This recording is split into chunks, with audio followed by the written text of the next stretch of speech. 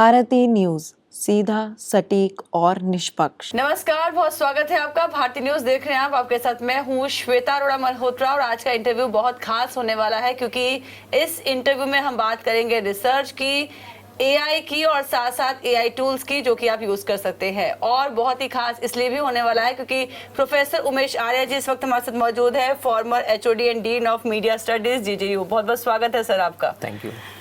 तो sir, session आपने अभी लिया है और एफडीपी के थ्रू जो ये सेशंस चल रहे हैं, आपने बहुत कुछ बताया एआई टूल्स के बारे में और फाइनली कंक्लूड ये भी हुआ कि ह्यूमन इंटेलिजेंस को एआई कभी रिप्लेस नहीं कर पाएगा। तो इस पर आपका क्या टेक है सर?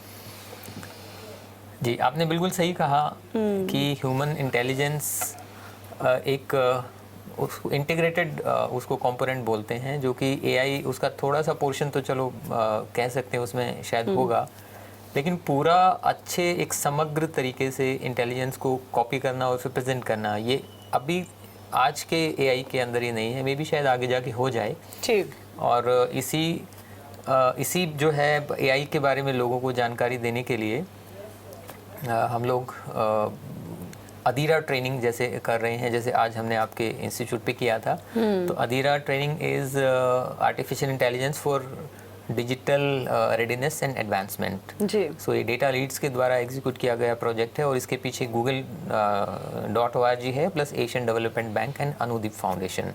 तो इन सब लोगों का मिशन क्या है कि जो हमारे जितनी भी पॉपुलेशन है, वर्किंग पॉपुलेशन है या जो इवन स्टूडेंट्स हैं, ये जो क्रिएटिविटी और इनोवेशन जो एआई टूल्स ऑफर कर रहे हैं, राइट, तो उसको यूज़ करके एथिकली मतलब इस एआई के रिवोल्यूशन में, क्रांति में पार्टिसिपेट करें। तो इसका ब्रॉड फ्रेमवर्क ये है। जी सर, रिसर्च में हम एआई को कैसे यूज कर सकते हैं, इसको लेकर आपने बहुत ब्रॉडली सेमिनार में बताया। अब मैं चाहूंगी हमारे दर्शक जो कनेक्ट हुए हैं हमारे साथ, उनको भी आप बताइए कि रिसर्च जब हम कर रहे हैं किसी भी टॉपिक को लेकर, तो किस किस तरह के एआई टूल्स जो है वो हम इस्तेमाल कर सकते हैं? तो देखिए, सबसे पहले हमें ये देखना होगा कि एआई टूल्स जो हैं, हालांकि कुछ एआई टूल्स रिसर्च के लिए स्पेशली बना रखे हैं, जैसे आप नाम ले सकते हैं नोटबुक एलएम है, फिर आप एलिसिट का नाम ले सकते हैं, फिर रैबिट प्लेटफॉर्म है हमारा जो जिसके थ्रू रिसर्च पब्लिकेशन की इंडेक्सिंग की जाती है। जी।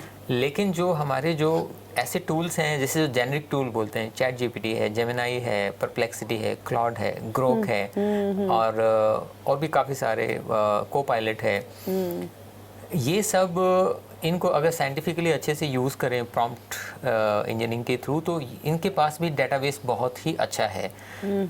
तो कहने का मतलब ये है कि जो जेनरिक टूल हैं, जो कि हर इंडस्ट्री उसको इस्तेमाल करते हैं, तो रिसर्च वाले भी उसको इस्तेमाल कर सकते हैं। इसके साथ साथ आप देखें कि गूगल पिन पॉइंट है, ये सारे फ्री टूल्स हैं जो मैंने बताया आपको। नोटबुक एलएम और गूगल पिन पॉइंट तो टोटली ही फ्री है, राइट।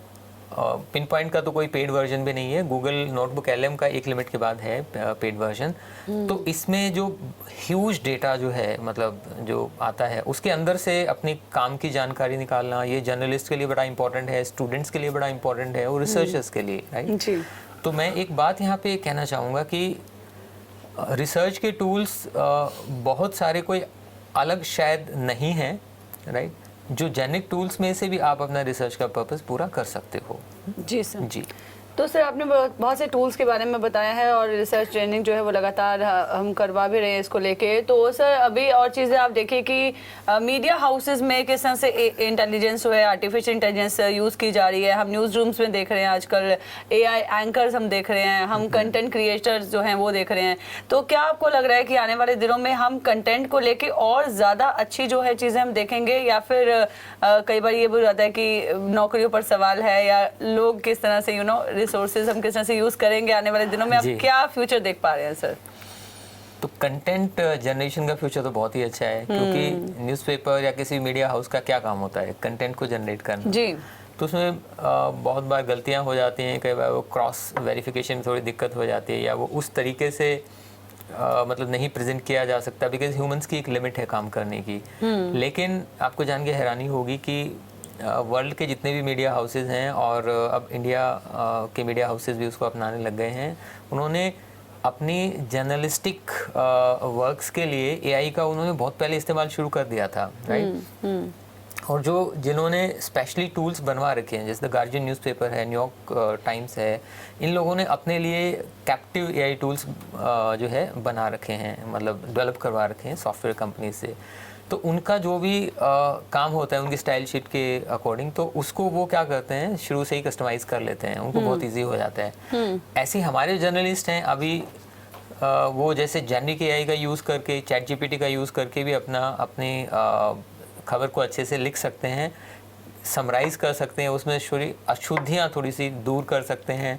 या अगर ग्रॉक की बात करें, ग्रॉक एक एआई चैटबॉट है, वहाँ पे आप किसी चीज़ को फैक्ट चेक भी कर सकते हो। तो अगर आपको शक लग रहा है तो वहाँ भी उसको कर सकते हो। तो ये काम तो हमारे जर्नलिस्ट ऑलरेडी कर रहे हैं। नोटबुक एलएम का वो इस्तेमाल कर रहे हैं। जैसे मान लीजिए आपके पास कोई डेटा है, और डेटा अब ये हर एक के बस की बात नहीं है, क्योंकि हम डेटा, हमारी फाइनेंशियल लिटरेसी भी नहीं है, और हम मैनेजमेंट के लोग भी नहीं है, इकोनॉमिक्स भी शायद हमें नहीं आती जर्नलिस्ट को। तो उसको आप बिल्कुल सिंपल तरीके से उसमें डेटा अपलोड करके उससे सवाल कर सकते हो अपना, और उस पर रिपोर्ट बना सकते हो। तो जहाँ तक की बात है मतलब कि क्या क्या एप्लीकेशन किस किस तरीके से हो सकते हैं, जैसे मैंने बताया समराइजेशन बहुत अच्छा है, समरी लिखना हो। दूसरा, बैकग्राउंड मटेरियल के लिए एआई एप्लीकेशंस बहुत अच्छे हैं, आपको अलग अलग जगह नहीं जाना पड़ेगा। पुरानी मीडिया हाउसेज में एक लाइब्रेरी होती थी, आपको याद होगा, जो कई साल पहले 20-30 ईयर्स बैक, जिसमें आप मटेरियल रेफर कर सकते थे। लेकिन आज वो लाइब्रेरी और वर्ल्ड की टॉप लाइब्रेरीज आप देखिए एआई सिस्टम से इंडेक्स की हुई हैं, तो आपको कहीं जाना नहीं पड़ेगा। तो आपका होराइजन भी अब बढ़ गया, आपके पास सोर्सेज भी ज़्यादा बढ़ गए। तो ये वो हैं कि जो इस्तेमाल लोग कर रहे हैं। और जहाँ तक मैं डिजिटल जर्नलिस्ट की बात करूँ, तो उनके लिए तो एआई के बगैर आज के दिन तो गुजारा है ही नहीं। बिल्कुल बिल्कुल। और मेथोडोलॉजी को लेकर सर बात हो रही है, एक आखिरी सवाल आपसे मैं मेथोडोलॉजी से पूछना चाहूँगी कि मेथोडोलॉजी जब हम यूज़ कर रहे हैं सर, तो किस तरह से आर्टिफिशियल इंटेलिजेंस को यूज़ करके अपनी जो रिसर्च है उसको अप टू मार्क कर सकते हैं, एक अच्छी रिसर्च जो है वो की जा सकती है। जी, तो आप देखिए रिसर्च मेथोडोलॉजी, ये अब पूरा एकेडमिक का टॉपिक आ गया, एकेडमिक साइड से। रिसर्च मेथोडोलॉजी का मतलब है कि आप अपना क्या प्लान बनाएंगे, उसमें कैसे कैसे उसको रिसर्च को एग्जीक्यूट करेंगे, राइट। तो ये पहले सारा काम हम लोगों को मैनुअली करना पड़ता था, राइट। कहीं से रेफरेंस लिया मान लीजिए, तो उसके लिए आपके पास बुक्स की अवेलेबिलिटी होनी चाहिए थी, जो कि हर जगह पॉसिबल नहीं थी। बिल्कुल। अब आपके कंप्यूटर पे मतलब पूरी दुनिया भर के रिसर्च पेपर, राइट, अवेलेबल हैं। आप इमीडिएटली उनको पढ़ के और उसकी जो मेन फाइंडिंग है उसको करके आप साइट कर सकते हो, राइट। मैथोडोलॉजी में सैम्पलिंग भी आता है। अब सैम्पलिंग अगर ऑनलाइन न्यूज़ की करनी है, तो टाइम्स ऑफ इंडिया या कोई भी न्यूज़पेपर की आपके पास किसी भी टॉपिक पे पिछले 1 साल, 5 साल, 10 साल की न्यूज़ अवेलेबल हैं। वहाँ से आप पाइथन यूज़ करके स्क्रैपर लगा सकते हैं। और मैं ये काम करता हूँ, डेटा सेट्स हम लोगों ने जनरेट किए हैं और रिसर्चर्स को दिए हैं। तो अब डेटा सेट जिसको इकट्ठा करने के लिए पहले मैनुअली बहुत काम करना पड़ता था, वो बहुत ईजिली अवेलेबल है, राइट। और वो जो इन्फॉर्मेशन है वो सॉफ्ट कॉपी में है, उसको एनालाइज भी बहुत अच्छे तरीके से हो सकता है। तो रिसर्च वालों के लिए तो एआई वरदान है, लेकिन हाँ अगर ढंग से यूज़ करें इसको तभी है, वरना अगर आप इसका अनएथिकल यूज़ करेंगे तो वो एक रिसर्च की प्रोसेस को बदनाम करने वाली बात है। बिल्कुल सर, एआई भी ऐसा ही है कि दोनों साइडेड है, कॉइन के 2 साइडेड होता है कि किस तरह से आप यूटिलाइज उसको कर रहे हैं। एडवांटेजेस डिसएडवांटेजेस दोनों हैं। अब आपको ये डिसाइड करना है कि किस तरह से आपने एआई को इस्तेमाल करना है और अपनी चीज़ों को आसान बनाना है।